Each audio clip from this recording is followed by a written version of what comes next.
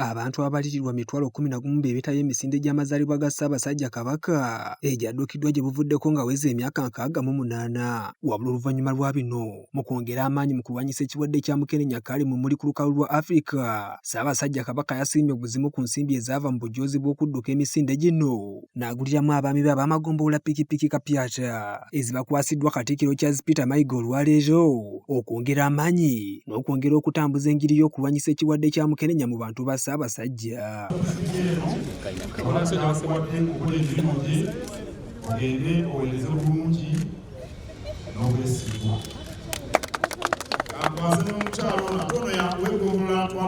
Mukuumaddamula bano abasabye okukola obutasamuka okulaba nga amaanyi ga nnyinimu tegafiira bwemage.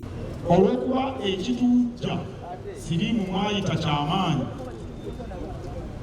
tuteekwa naffe okuba abanyiikivu mu kutuusa obubaka obw'okumulwanyisa nga Kabaka bw'abutuwadde. Ono nnyinimu kyavudde asiima bakwasa Pikipiki zino oba amagombolola 71. Katikkiro annyonnyodde nti amaanyi gano agasukkiridde ku kirwadde kino bagattukiza oluvannyuma lw'okukizuula nti kyali kizzeemu nate okusitula enkundi oluvannyuma lw'okulumbibwa ekirwadde kya lumiimamawuggwe kyokka nga kyali kigenze kirinnyibwa ku nfeete. Mukenenya yali agendedde we twatuukira ku lumiimamawuggwe, naye olw'omuggalo ndowooza n'emirimu nga mitono egikolebwa ekikujja abantu nakyo kyetala nnyo, ate Mukenenya n'addamu kukwata abantu.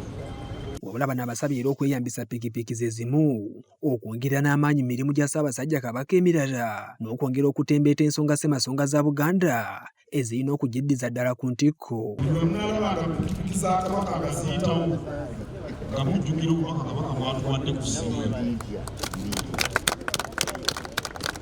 Naye n'obubaka obulala bugendera okukola mulime emmwanyi, muweerere abaana, mulye bulungi. Tugende wansi ku bantu ba Ssaabasajja, wansi kubanga ffe tukulembera abantu ku byalo. Kaakati eyo wansi ku byalo gye tugenze okwongera okusaasaanya ensonga eno. Nga kampeyini tujja kumiruka phase 1 then tugende ku byalo phase 2. Naye kisinze okunsanyusa olwaleero bwe twali tutunda emijoozi, waliwo abantu abaŋŋamba nti Ssaabasajja azzeeko ssente mu bantu. Disani Kyeswa, Dream TV y'Amakungunte.